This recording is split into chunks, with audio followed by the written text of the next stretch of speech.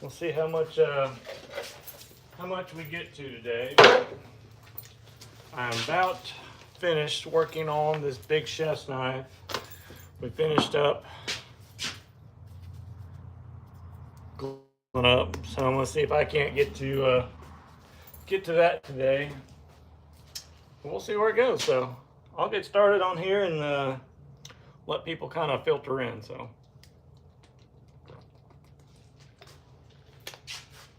Oh man, it's hot today.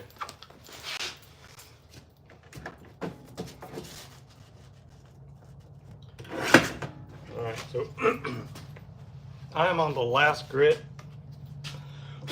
This is 800. So this is the last of the last. So I got to make sure everything's nice and clean on here. Always takes the longest. Hey, we got a couple going in here. Let me see. Got a couple here. How y'all doing today? Good afternoon.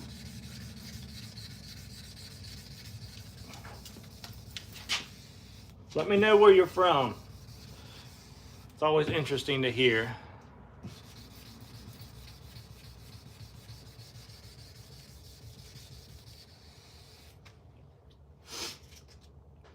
Working on the last of this. Man, it's hot in here. I need to go get the fan almost.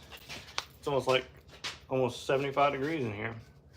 This is the last of the set that I'm working on here. The whole set of kitchen knives. So this is the biggest. And I'm on the last grit. Hopefully today I will be able to get the handles on. Twan, nice to meet you. I'm Justin. If this is your first time here, which I don't know if I have. Hey man, what's going on? If you're new, welcome. I do this every week.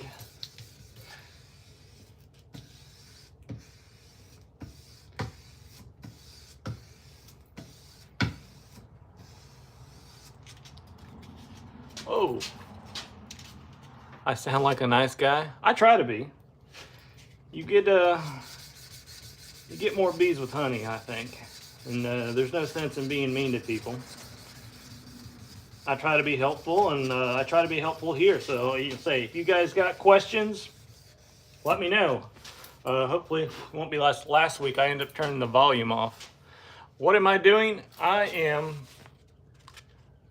hand sanding. Let me see that. I am hand sanding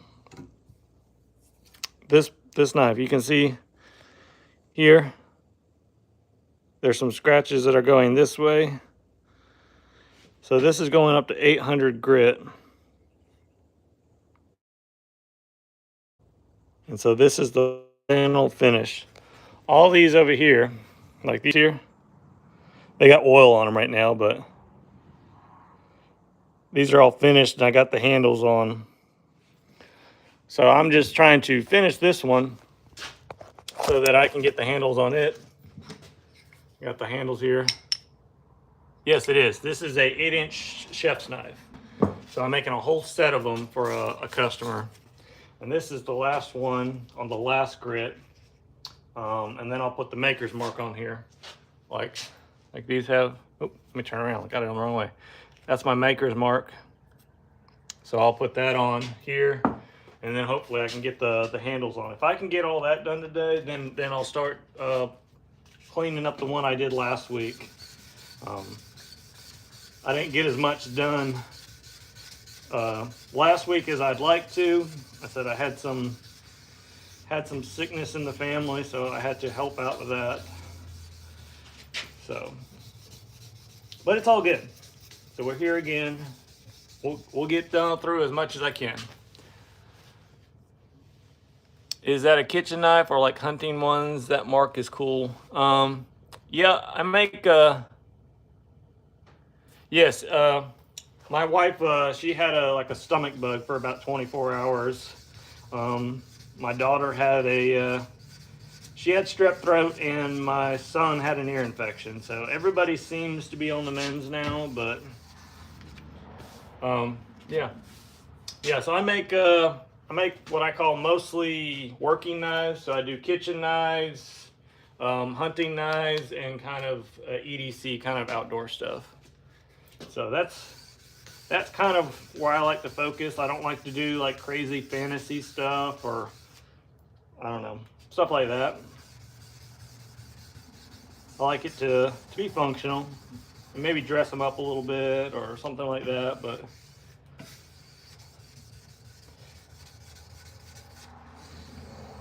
it's hard to, I don't like to do collector's pieces, I guess. I don't like people just hanging on to them.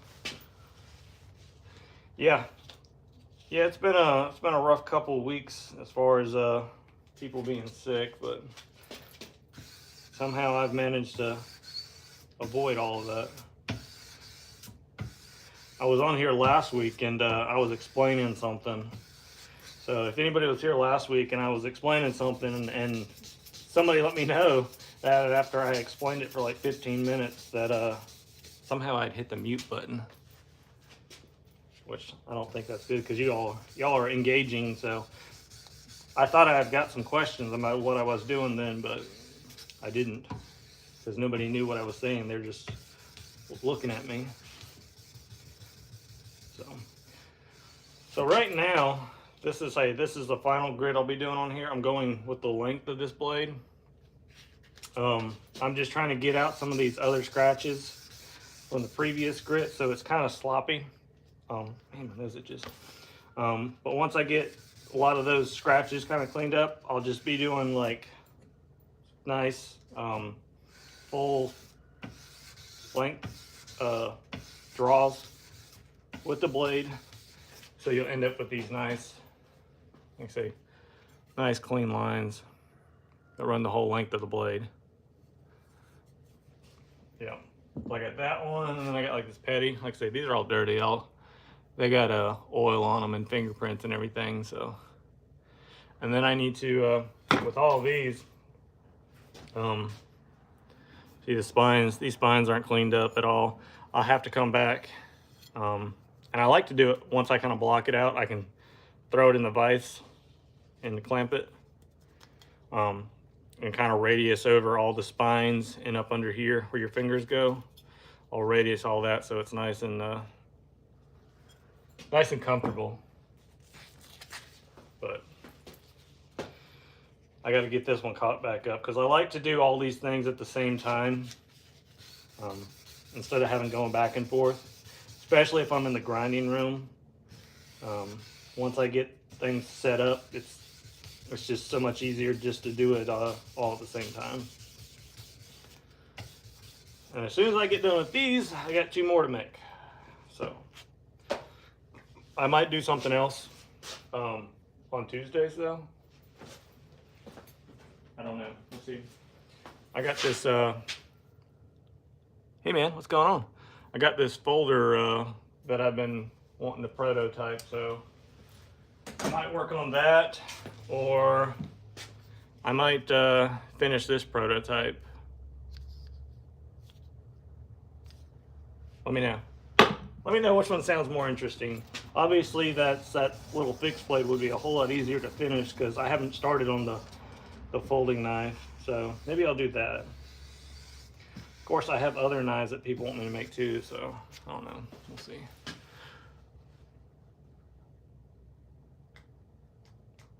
Weren't you on that knife site grinder? I have no idea what you're talking about. Where do I live? I live in South Carolina. So we live in the upstate, and it's February, but somehow it's almost, I don't know, what is the temperature? It's hot. Temperature is 88 degrees.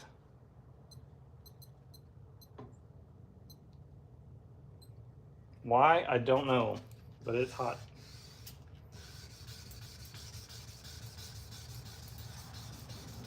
So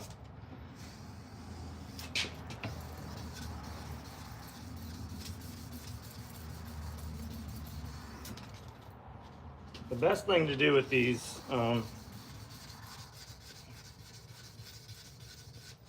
is use good sandpaper. That's the best thing to do. We use Fahrenheit. Yes, we do. We use them Freedom Heights.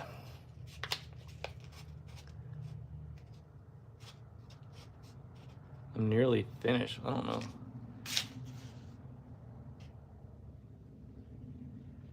Why is it so weird? Honestly, I think it has to do with the whole, you know, founding fathers and breaking off from Europe and not wanting to adhere to anything that the Brits did. That's what I think. But I say I'm a machinist by trade, so I use both. So, but as far as like temperature goes, I use Fahrenheit because it makes more sense to me in my head. I have a better grasp of how hot or cold something is in Fahrenheit, but like millimeters or inches, it doesn't really matter.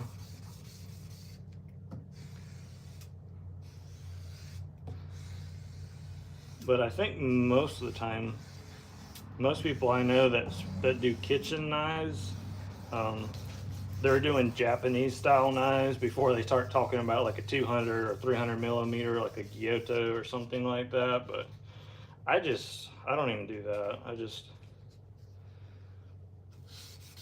I come up with different names.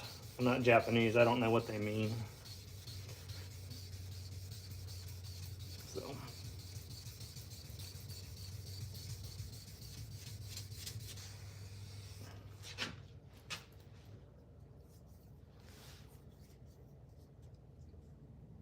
Was it? Okay.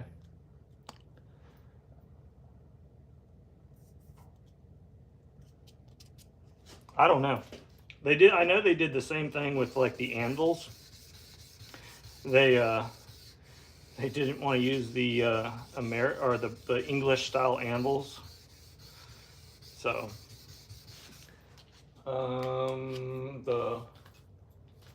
I have a Trenton, which I think is it's not definitely not a German style double horn anvil, which I would love to have, but it's not like your typical English style anvil either. So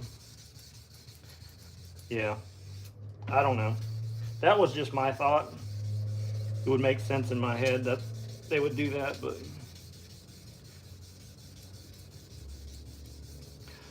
America's always got to be different.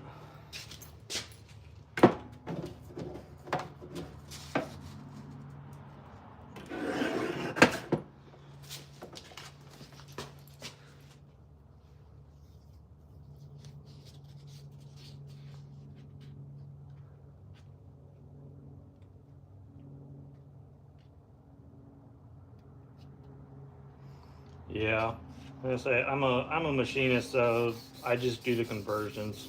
I don't even think about it anymore. But I don't buy steel in like thicknesses of like 2-3 mil or mil and a half or something like that. I just pretty much all the steel I get is from American companies, so they're all using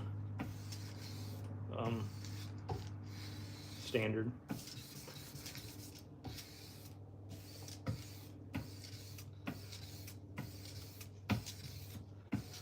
But nobody wants to talk about measuring systems, so.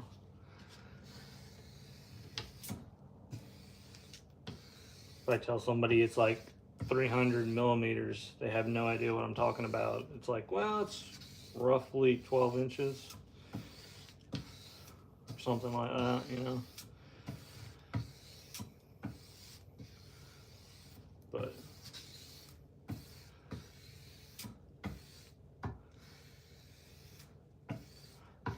this one here is like 8.5.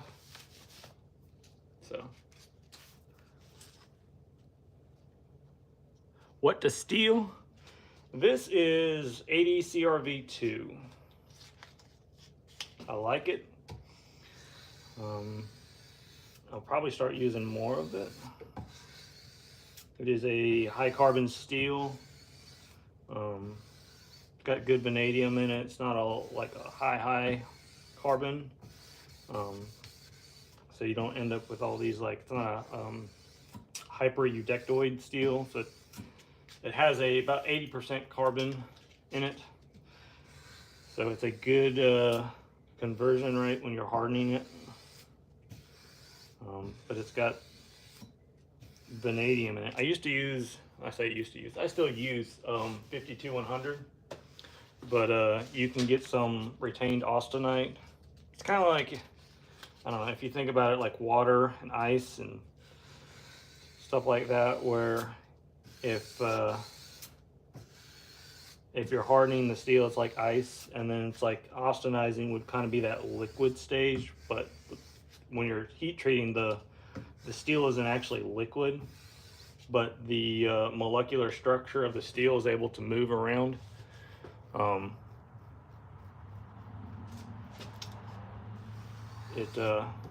forgot where I was going with that. Oh, 52100 just can be a lot trickier to heat treat if you're not on top of things. So it's just a more involved heat treating process, which I like the steel, but I wanted to try this one out and I've liked it a lot, so I've been using it a little bit more. And it has that vanadium, which lends to the grain refinement and gives you vanadium carbides, which are the hardest carbides that steel can form.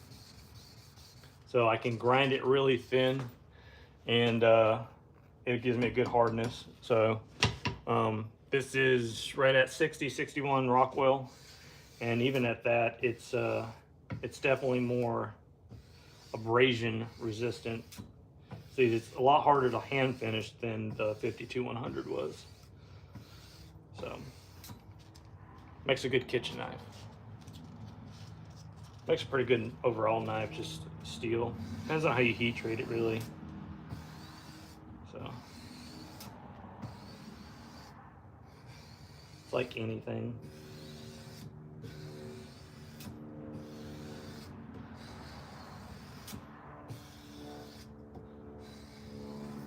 Let's see if I missed anybody. Okay, I don't think I did. Yeah. So, all right, getting close. Yeah, I can still see some scratches.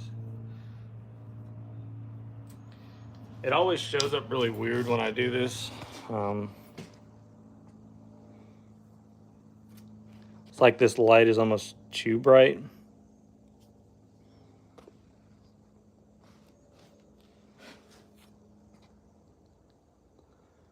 So most of them you can see are running this way now. But there's,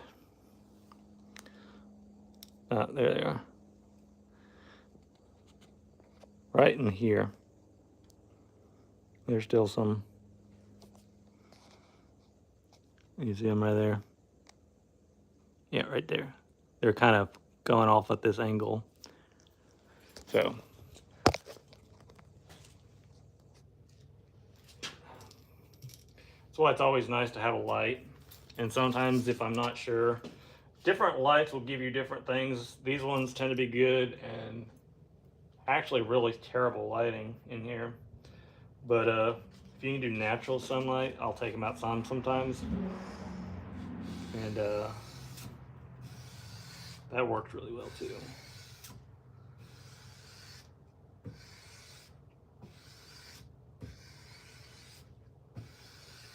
So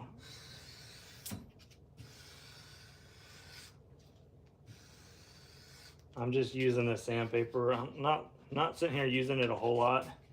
Just you can feel when it's cutting. And so what I'm trying to do is I'm trying to create these scratches the length of the blade.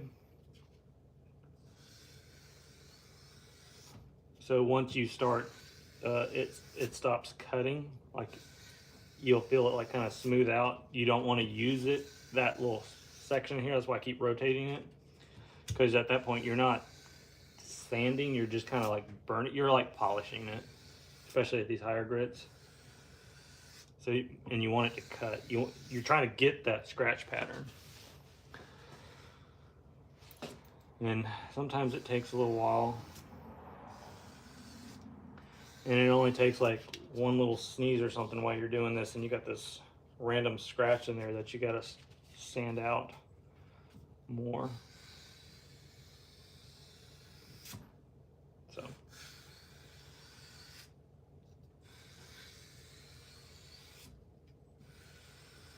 But it does make the final finish of the knife a lot nicer. At least when you're doing this style of knife. I do some where,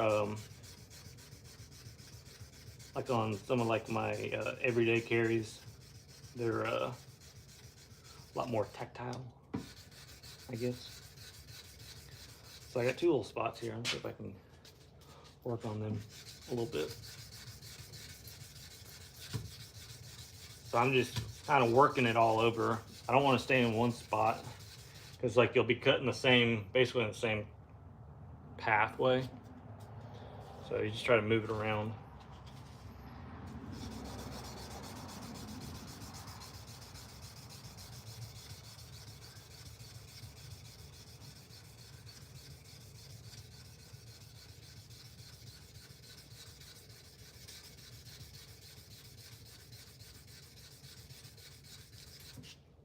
Anybody learning anything today? I got quiet.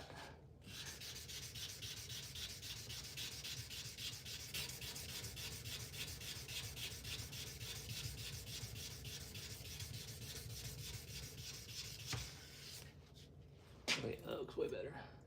Okay. I don't see those scratches now, so hopefully I can do a couple little draws and I'll be done.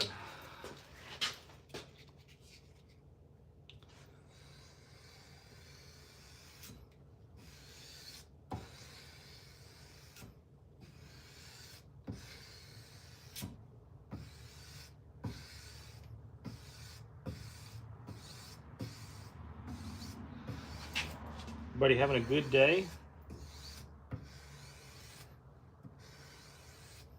It is Tuesday, so it's not, at least it's not Monday. Monday was not the best. Could just be a slow week. I feel like nobody likes Mondays.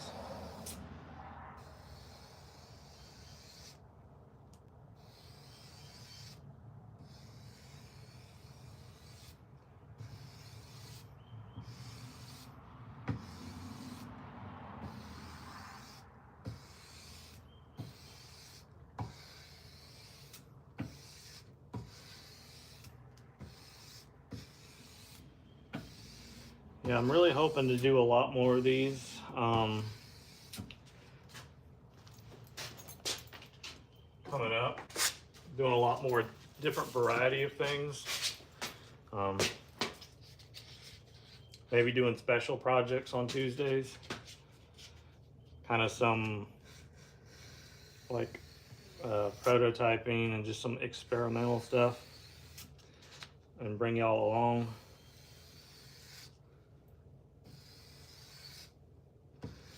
But at the moment, I haven't really gotten a whole lot of people showing up consistently every week. Got new people every week, it seems like. So we shall see. I like meeting new people, but I like seeing people come back too. So, and I know this isn't the most exciting part, but I really want to get into doing different stuff.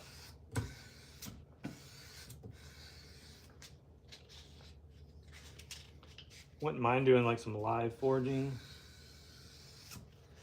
and kind of having like a viewer's knife where you all kind of give me feedback on what to do with it.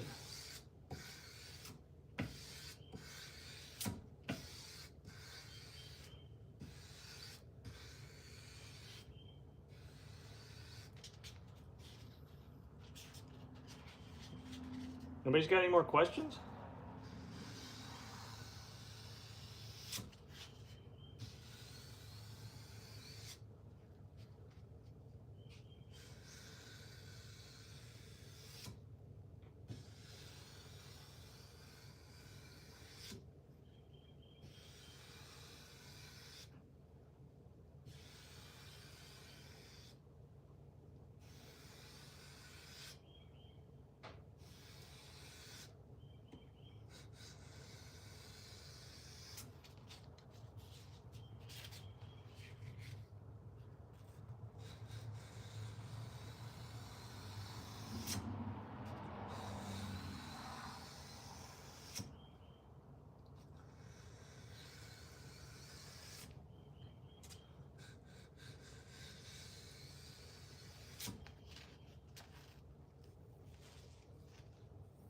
All right, that looks pretty good. Let's take it outside, see what it looks like. Because this light, trying to show you guys what's going on, is it's not very good light for you guys.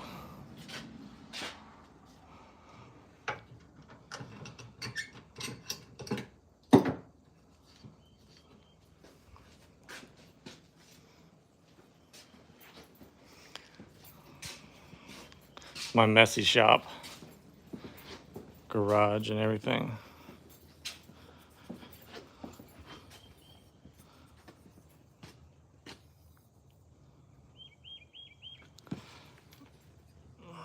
So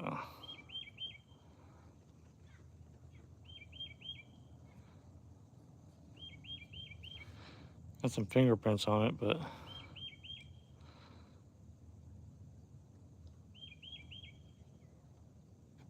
looks pretty good.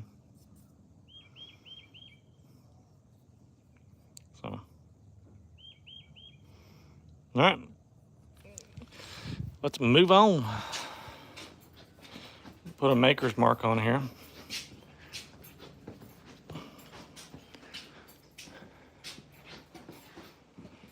So I need to take this out.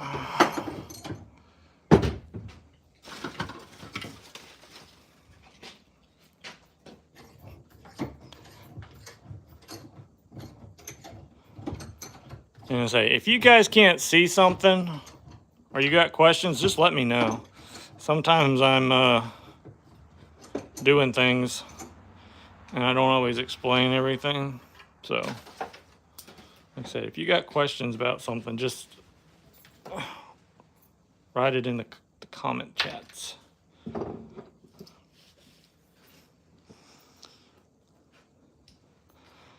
Okay. So here's all the other ones. What I want to do is make sure that I don't put my maker's mark under the handle.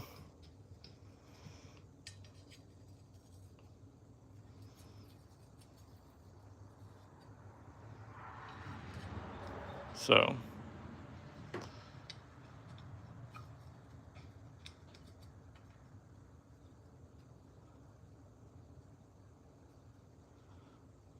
that's how the handle is. I'll mark it on here if I can find a pencil.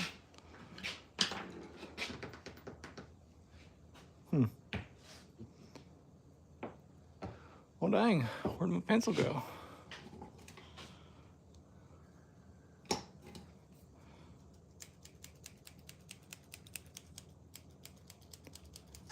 Nothing in that one, nothing in that one. This one, maybe.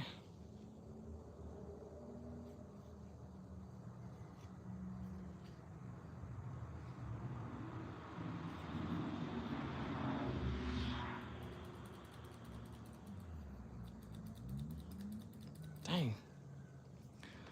What happened to all my pencils?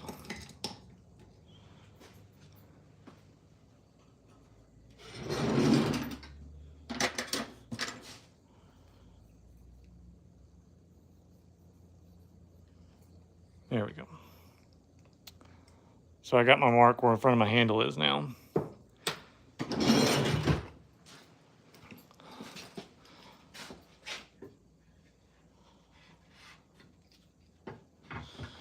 I'm just going to put a clamp on this so I don't have to hold it.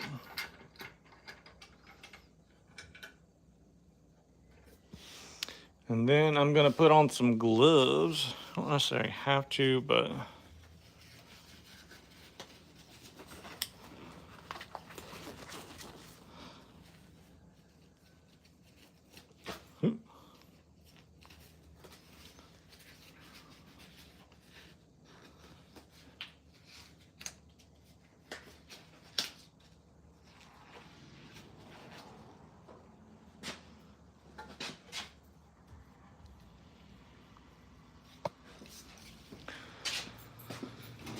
okay. So here's my stencil.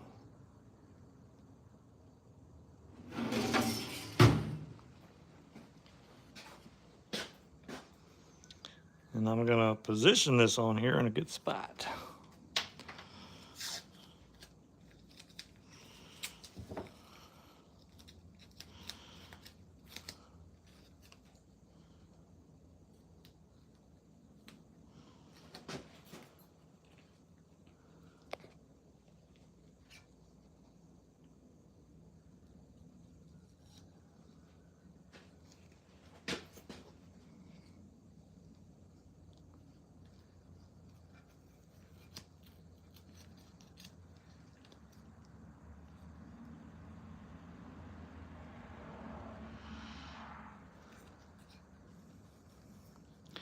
Try to get them somewhat consistent all the way. And I'm looking on this back side to make sure this top part isn't up. You can kind of see, so everything looks good right there. I just broke my glove. That's doing a lot of good. So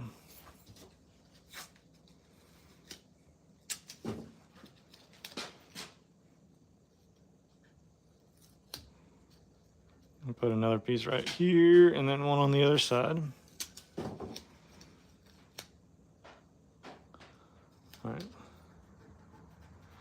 So I know that none of this will move now. All right, that's annoying.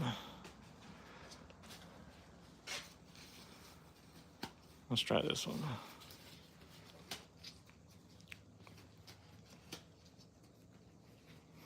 So what I'm going to do is electro etch. I have a electrolyte and I'm going to use this 9-volt battery and I'm going to etch my logo on here. So the part where you can see where my logo is basically like a stencil, or like it's like a screen, and it will eat through the steel with the current from the battery. So I have electrolyte and a Neutralite. So once I'm done etching and I'm happy with it, I'll use that Neutralite to kind of stop the reaction. So I'll soak a Q-tip here and then just kind of take a lot of that excess off. You don't want it sopping wet. And I'll put this side on the alligator clip, and I'll just clip this other side. And clip this on. You need to have this positive clipped onto it, and then I'll attach this other side to the battery, and then you should see some bubbles start forming, and you'll notice that the stencil, or where the screen is, will start to get a little bit dark, and that's where it's eating some of that metal away, and you'll be left after you clean it up, because usually when I'm done doing this, it kind of looks kind of ugly. because it's got all this kind of deposits of just, I don't know, nasty looking stuff. So I'll take it back over here to where the sanding setup is and hit it with a couple passes on the 800 again. And it'll look like those other ones where it's nice, kind of crisp. So it doesn't take a whole lot to do this, but these stencils are definitely worth the investment. You can do this with a lot of different things. You could use, I've seen people use wax. I've seen people use like fingernail polish. But these stencils give you the most consistent, most consistent and repeatable. You can kind of see it's kind of looking kind of nasty, but yeah, the stencils give you the most repeatable, and they're not that expensive. I've been using this same stencil since I bought these stencils, and I probably have at least a dozen more. So I don't know how many knives I've made with this one, but you could probably use it. I don't know, it just depends. Like, this is not very, I won't say damaging to it. Now, if you get a, like, I would say professional etching machine, like an AC/DC etcher, one will etch it deep, so you'll get a deep mark, and then the other one will etch it black.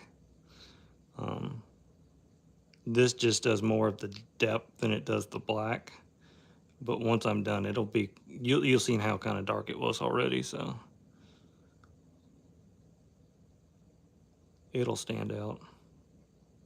You'll be able to see it pretty easily once you clean it all up. I say, so I'm just kind of going over this a good bit, and it looks okay right now, but you just want to make sure that you don't miss anything and kind of give it a good, and say it's better to go too long than not enough. As long as your stencil's not moving, it doesn't really hurt it.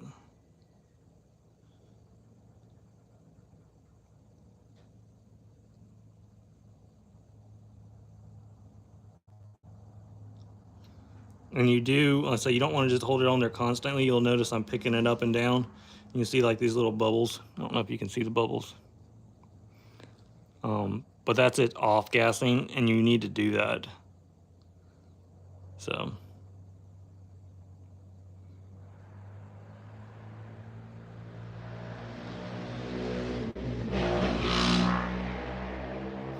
Okay, well, let's take a little peek at it. You kind of see that's how it looks. It's not like the best looking thing right now, but we'll take this neutralizer.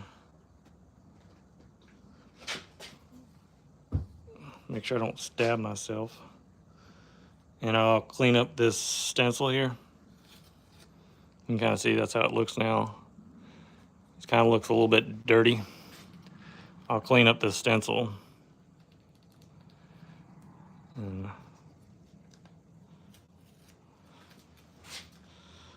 then I can reuse it. So you just want to like clean off the front of it and clean off the back of it. You just want to make sure you get all that crud out.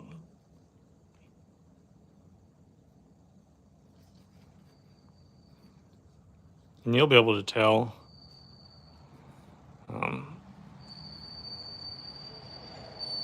if there's something in there.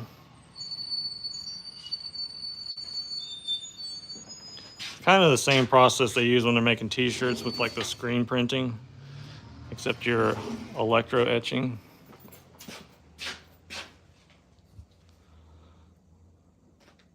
So now we'll get the blade real good. I'll take this off.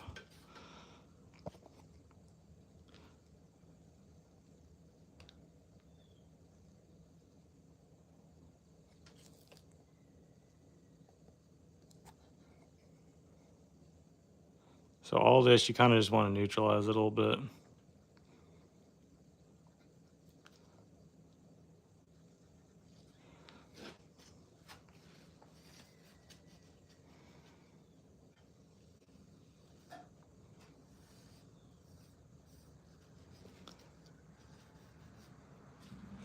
Okay, so I'll take this back.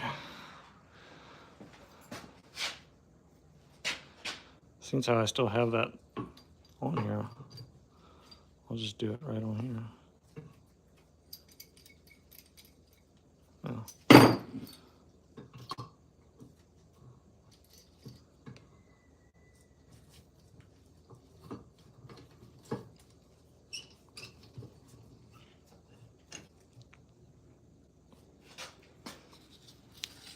So we're back to our 800.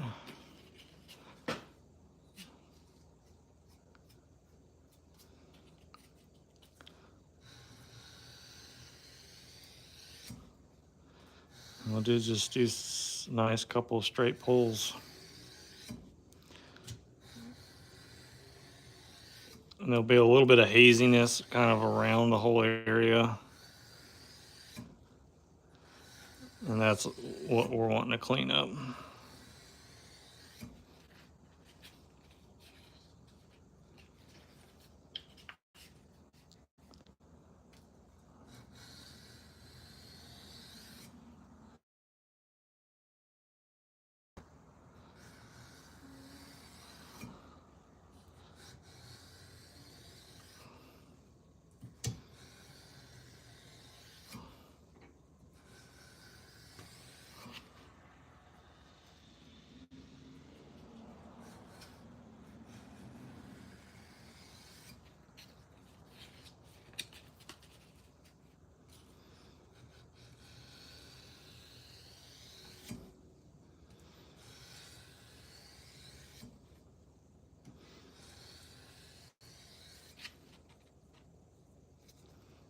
Okay.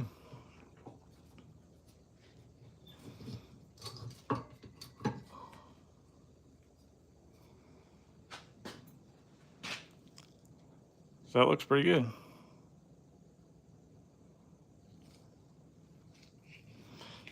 So the other backside that I had already finished, I just got some of this electrical tape on there, so I need to take this off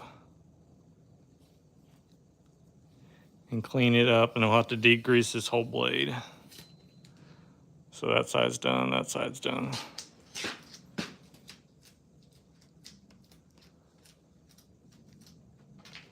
So let me set this over here. So cool.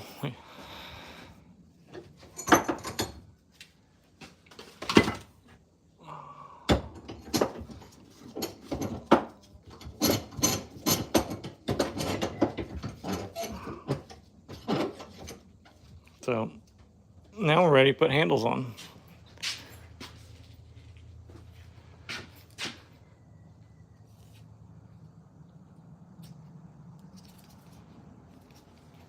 So I will get some of this acetone.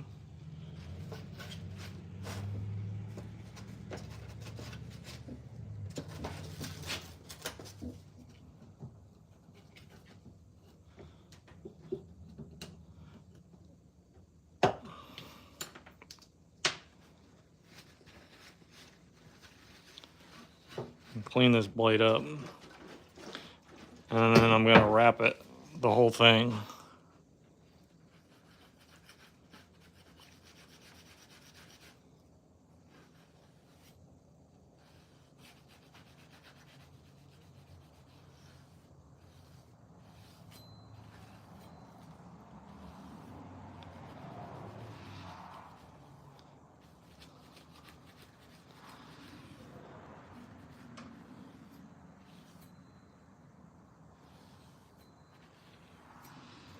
Cool.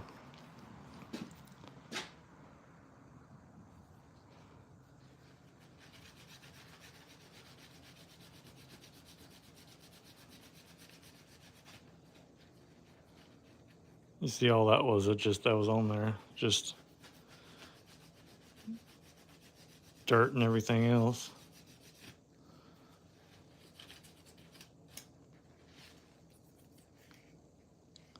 All right, so I'm going to put these handles on here so I know where to wrap up and where not to go over.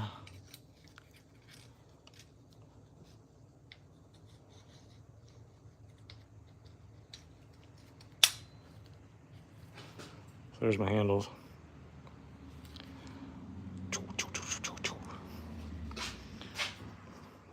So I want to wrap all this up, so I'm working on these handles and shaping the handles, I'm not, I got a little bit of room of error to keep from messing them up.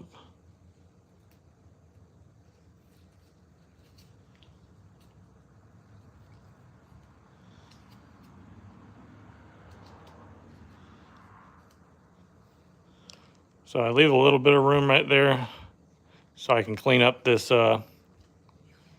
squeeze out when I go to glue the handles on. And I'm using electrical tape because it will not rust the blade if you leave it on here. If you leave painter's tape on there, it will definitely rust your blade if you leave it on there for a long time. So the only thing you don't want to do is, like, this stuff stretches. If I stretch it going over the front here, because this edge is so thin, it will actually cut. Once it's like stretches itself out, it'll stretch. So when I come around here, I'm loose, and I stretch this way, it'll cut through the tape. So it's the only thing to really be aware of. Also, I like this tape better because, like, if I'm shaping a handle and I want to make sure that just the overall flow of the handle with the knife looks good, this electrical tape tends to give you a much truer representation of the knife. It's just not as bulky, I guess. So you can kind of see where everything's at. I just tore a hole right in this glove. So look at that. I missed this one little spot right here. Can you believe that? Let's see if I can just take a piece of this right here, stick it on there.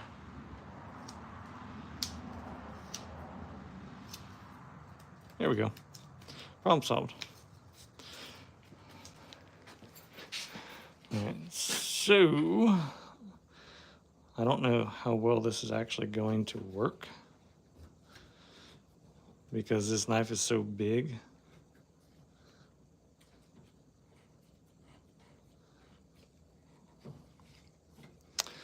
I've done this before and I messed them up, so we're not gonna do that. Not gonna do it.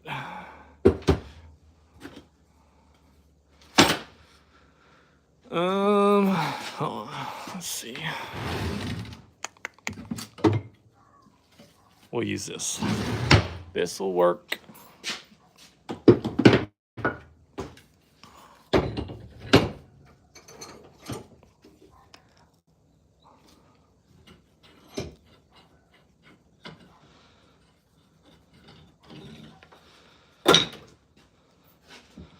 Put this one in here. Uh-oh. Uh-oh. All right. Apparently it's been a little while since I've used this. There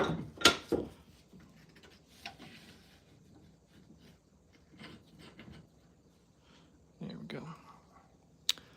All right.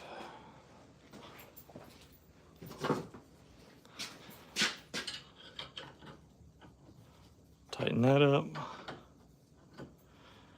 So on this one, because it's so big, it won't fit in here. I'll clamp it to the side of this so I can still rotate it.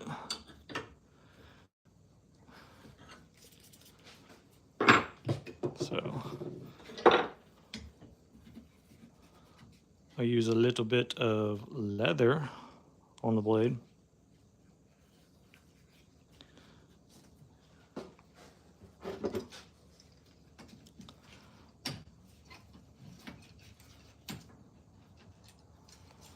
And then I'll put this clamp on.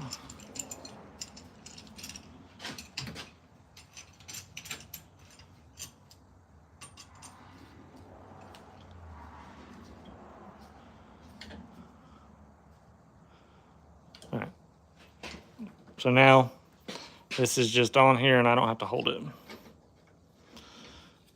because I don't want to hold it when we start putting these handles on. All right, get that out the way, get all this out the way. All right, so I want to get all this cleaned up.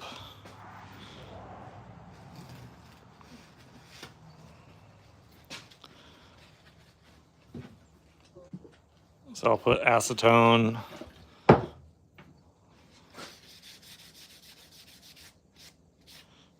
Clean up the handles. I'll clean up the blade again.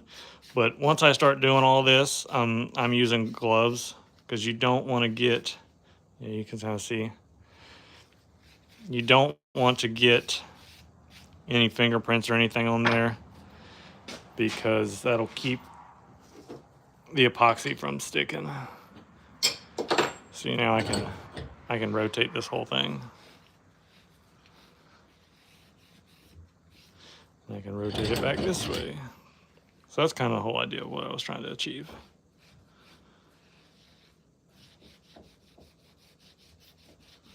Yeah, I got that marker off there. All right, so that's all cleaned up. Make sure you do the pins too. Having grilled cheese and soup. What's up? Welcome. I am getting ready to epoxy up some handles on this big old chef's knife. That's what's up. But before I do that, let me make sure I got all my clamps, because that's a bummer when you don't have all your clamps ready to go.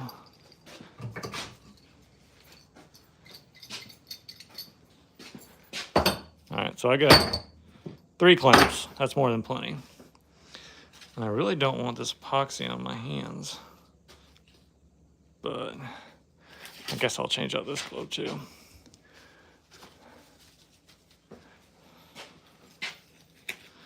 Sometimes I reuse these gloves. Sometimes I can use them like 5 or 6 times, and sometimes they, I don't know, they break on the first try. All right, so we got everything cleaned up. I'm just gonna throw a little bit of epoxy.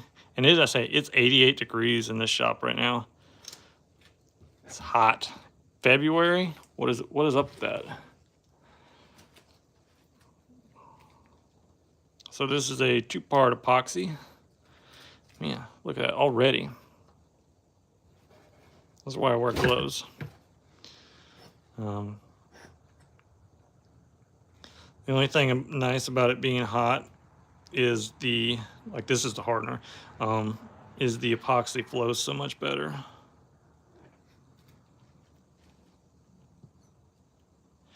Indiana. Man, I got somebody from the States here finally. I feel like everybody's from overseas. You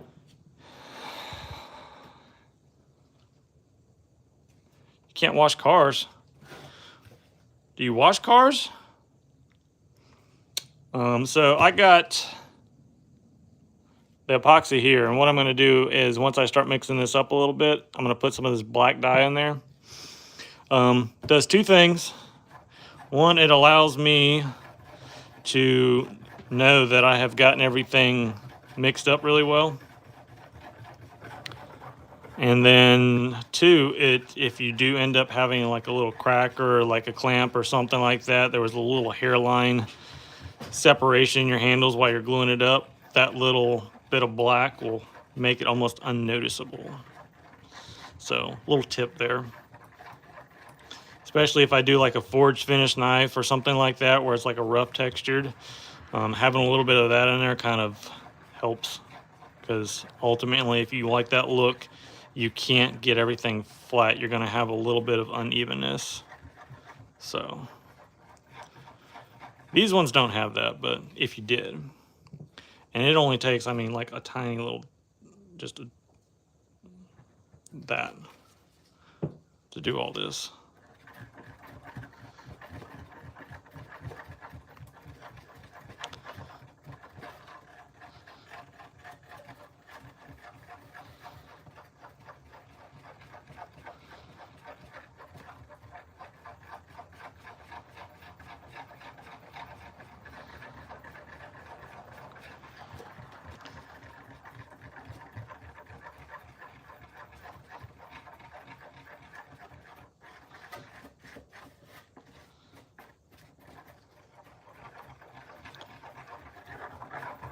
All right, so that looks good. If you've ever made a peanut butter and jelly sandwich, that's what we're doing.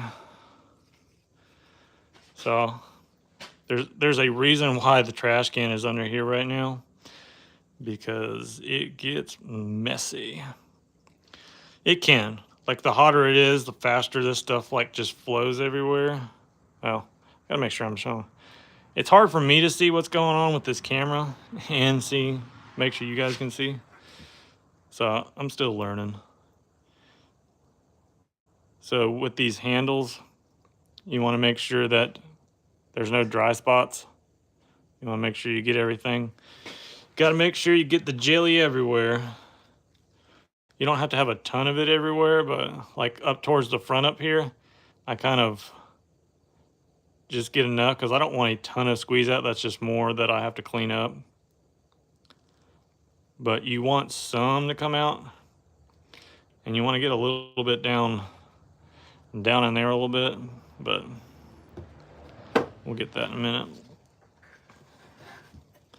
So then I'll take some and put on here. So this hole up here and this one back here are for the pins.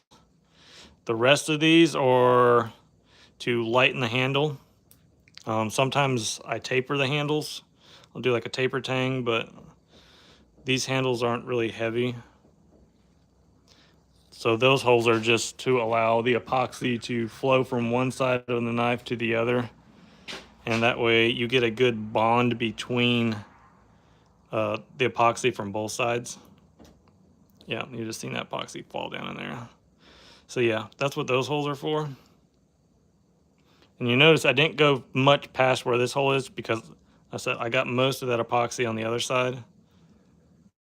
So, all right, so we'll put that in there. We'll grab this piece. And what I'll do is I get a little bit on the pin and kind of work that through a little bit and just let it sit up just a little bit.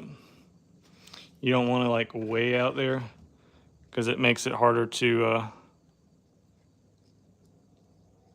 get through. So you'll end up with something like this, and we'll clean that up here in just a minute. But you just want it a little bit proud.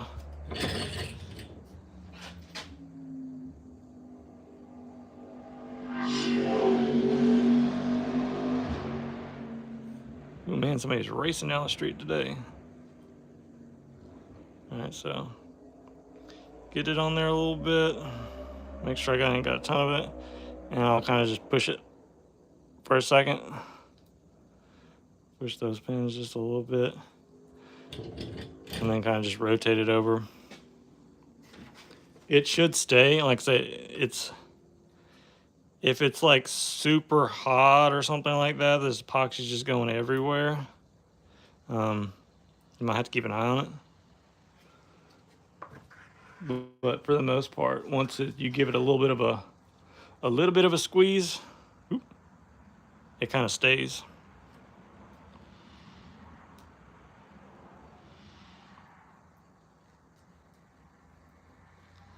So we're just repeating the same thing on this side.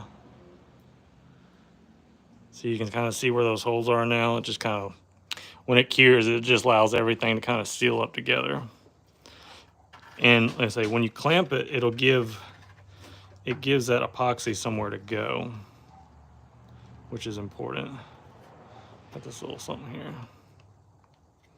You want to make sure your epoxy has somewhere to, you don't want to just squeezing out everywhere or just like squeezing out of the handle. You want it to go somewhere. So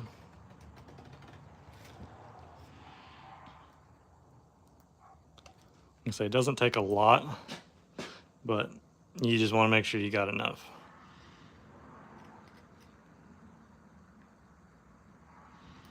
So there's that side. We already got this side. Line up the pins. That's why you don't want them sticking out real far, because then it's hard to get them all lined up. So I'm just pushing this pin through to make sure. All right, it's coming through that side. And that one's coming through that side. Just kind of even it up. Boop. All right, so I'll take a little bit of this acetone and kind of around those pins and just kind of clean them up and just clean up the handle a little bit. Doesn't really matter so much that it's there, but I don't want my clamps to stick to it. So, but you want to make sure you get enough epoxy around where the pins are so that you don't end up with like dry spots, and you want to make sure you got good glue coverage in there. So we might do 2 clamps, we might do 3, I don't know, we'll see. This is a bigger handle. You don't have to like clamp it like really, really hard, but you just want to snug it up. Yeah, I'll do 3. Seems how I got room here on the back side. You can already see it squeezing out just a little bit. And it's like, I'm not clamping it like super hard. I'm just kind of snugging it, and then I'll snug everything kind of together. But you want to give it a little bit of pressure. But I say you don't want to clamp it so much that it just squeezes everything out. So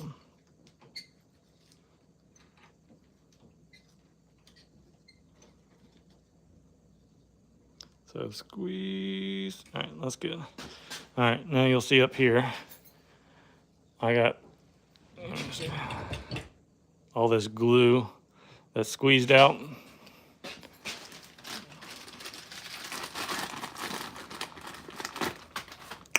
These are cosmetic wipes. Yes, I used to use Q-tips. I like these better. I still use Q-tips if I had to, but seeing how I have a bunch of these right now, I found them in our bathroom. My wife uses them for like removing makeup. So I was like, man, I bet these would work amazing. And they do.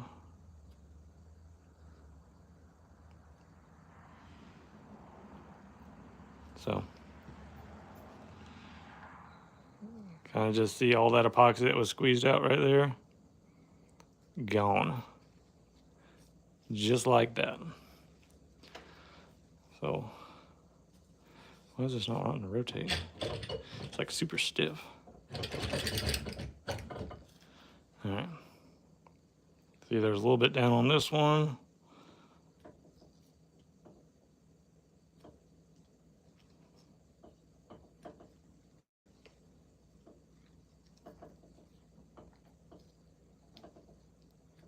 Good. You see? Nice cleaned up. Clean the front of these up, like up here is already finished, so if there was anything up there, you could wipe it off. Now when I go to grind these handles, actually like finish them, you notice this pin's really close, it'll come down a little bit, but you don't necessarily want to less. Like all this up here does not matter. Does not matter. And then gloves off. Now this is just from sanding, but I don't have any epoxy on my hands now. So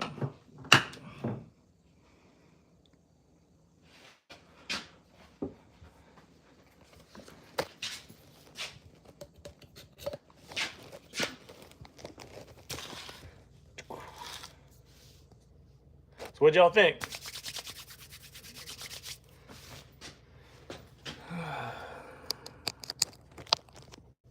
I'm happy with that.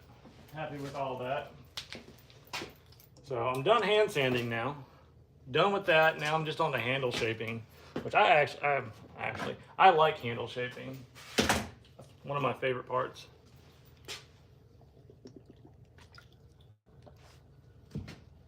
Let's see, this is one I did last week.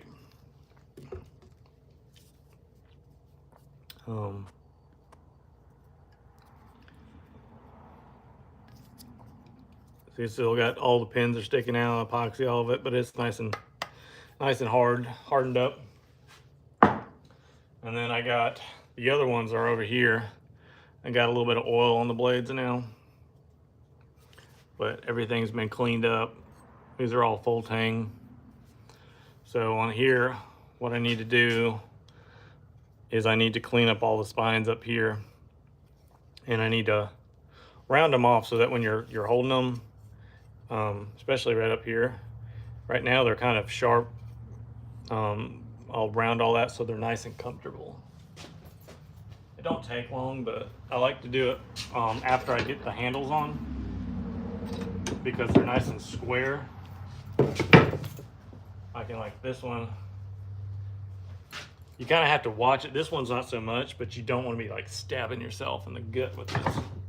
But when they're like this, kind of like blocky, I can throw them in this vise right here, and it's a whole lot easier to work on them before I actually start shaping the handle. Because once I start shaping and contouring the handles, man, this is not one. You're removing material from where you're going to be putting your handles on, but they just don't fit in the vise, and I don't want to like messing the handles up, squeezing them on the vise. And I ain't squeezing on them hard, but you don't want them to like fall out on the ground. So.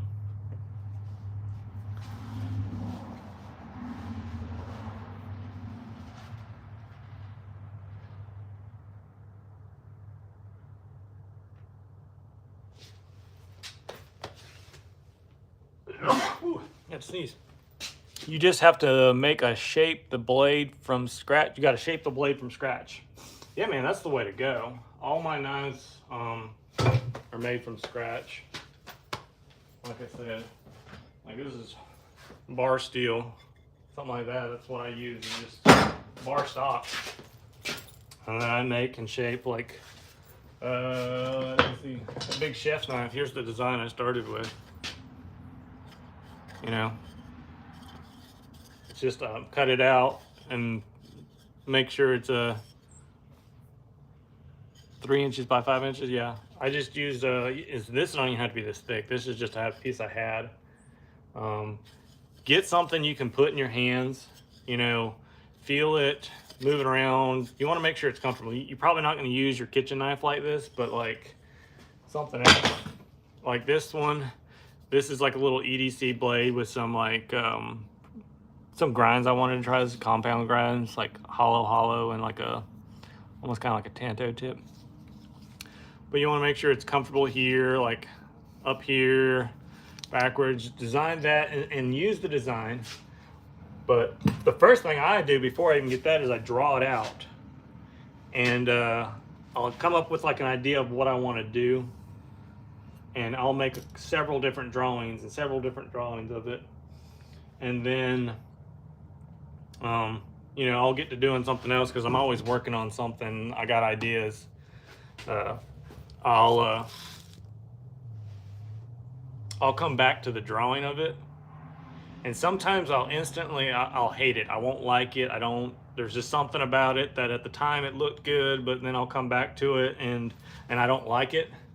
So then maybe you'll change something, and you'll change things on it. You'll do all these things, then you'll really like that. And I've had drawings and ideas of something that you'll really like. Like I've had this idea for this folding knife for like 5 years. I just dropped the pin out of it, and I really liked it, and I haven't made it yet, unfortunately. But then you'll have these shapes or something like this that you're like, man, I really like this. Make you a prototype. I mean, it could be wood or paper. Some people use cardboards. I like something that you can hold on to really well, like the wood or something, because it's super easy. Hold on.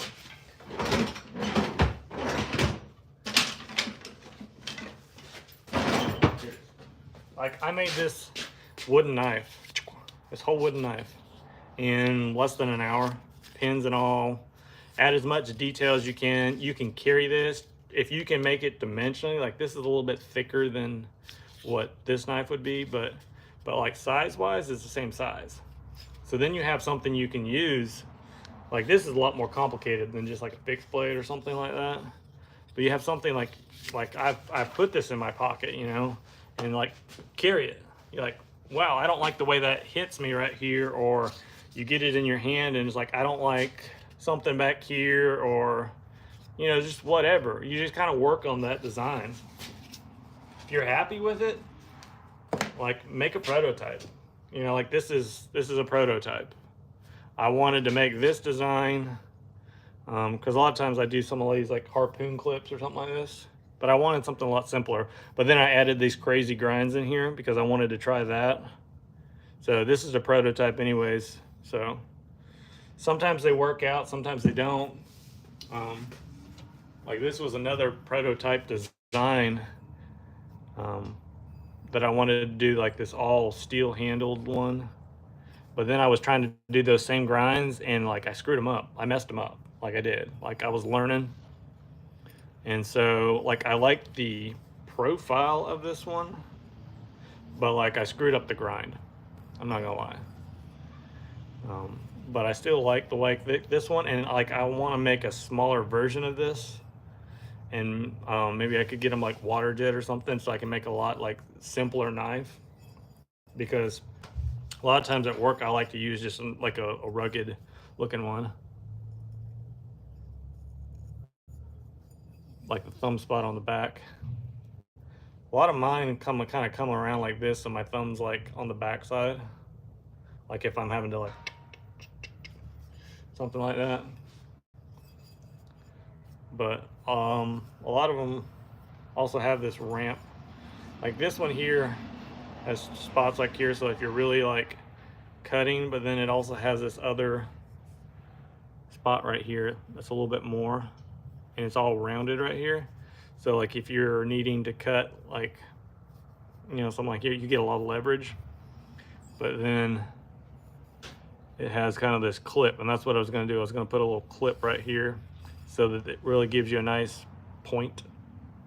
That's what that does. It gives you a nice, makes it a lot easier to, like if you're cutting in a box or doing something like that. So I want to make that one, and I wanted to make a little bit smaller version of that one as well. But like I said, I tried some things on it and I messed them up. But that's how you learn. That's how you figure out ideas and different things like that. So, I mean, look, man, I'll show you. I mean, look at this. So this is just a pile of knives and ideas, and like here's one I forged out, you know. There's a whole bunch of them. You know, like here's one that's kind of like here. That's this one right here. This is like the little beater knife that I made prototype. I use it for everything. But yeah, I got a whole bunch of stuff like that. There's just stuff everywhere. So yeah, don't be afraid to try something. Like I said, if you don't like it, change it, because if you got to be happy with it. When I say if you make knives and you sell knives, you got to be happy with it before, like you say, if you're making it for yourself, you want to be happy with it. And if you're making them to eventually, you know, want to make knives and sell knives or something, like you have to be happy with it and feel good about it to put your name on it. Like you should, I think you should always put your name on it, because it's your product, it's who you are.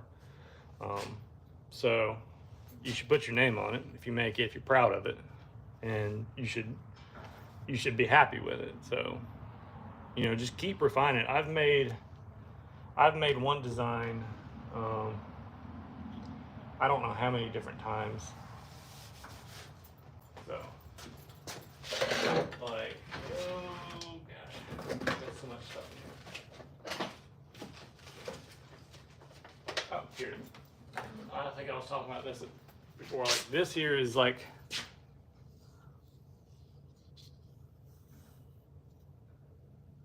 it's a thickening. Is there a way to copyright a design or something so that you own it?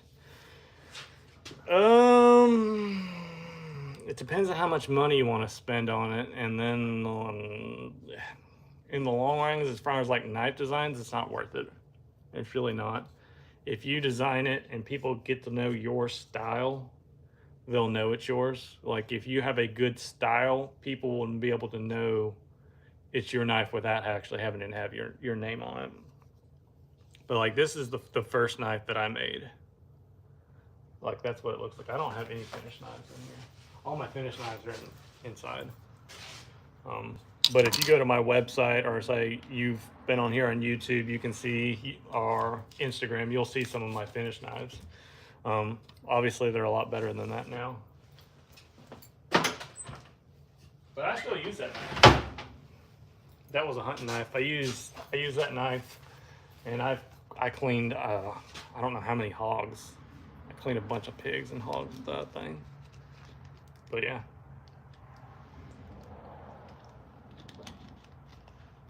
Right now I'm doing a bunch of kitchen knives because everybody uses a kitchen knife. Not everybody goes hunting, but everybody uses a kitchen knife. So you gotta start somewhere. Designs are always good. If it's a good design, like a good silhouette, and then like you might put it in your hands. So I've worked this plan out. I've made, I don't know how many different iterations of this. It might just, and the hardest part about it is, I'm rambling. The hardest part about it is it might fit you really well, but it might not fit somebody else really well. So the hardest thing is if you're designing a knife for somebody else and you don't necessarily know how big their hands are or something like that, it's getting that knife to fit them. So that's when a lot of times, like I'll get people to measurements of their hand, kind of where their fingers will fit, you know, because on the way this one is, it depends on how your hands fit, and if it fits you right, it's like a glove. It fits amazing. But if it doesn't, it doesn't. I mean, now you can make them like this one's a little bit more, like you said, it doesn't really matter. Like this is a 3-finger knife. It has this like hidden lanyard back here. You can design something like that, but the ones that are the most comfortable to use are the ones that kind of just fall into your hand. You got to re-download them. Yeah, man. Like you said, if I can help you out, shoot me a thing. I'm on Instagram. It's Justin Blauert. Same little logo as that's on there. Yeah. It's kind of got this same little logo. Blauert Knives with the little JB script kind of in there. Send it to me. I say, if I can help you with anything, you got any questions, send me a message. I mean, that's all I can say. Send me a message, and I'll help out the best I can. I said, I've been doing this for 19 years now. I don't know everything, but I've learned a good bit along the way.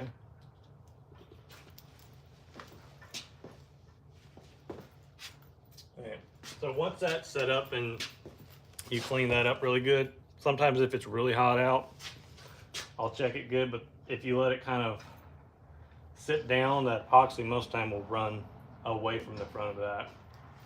And as long as you don't put like a ton of it in there up front, once you get that initial squeeze out, it's usually pretty good.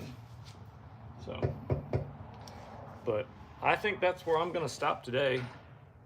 I'll say I'll be back next week, next Tuesday, 4 o'clock. That's where I'm trying to commit to being every week. I do a lot of things throughout the week, most of the day at the same time, but I'm doing other things. So if you have questions or you want to see what I'm doing, I usually post things on Instagram and Facebook and YouTube and stuff like that. But I'll see y'all next week.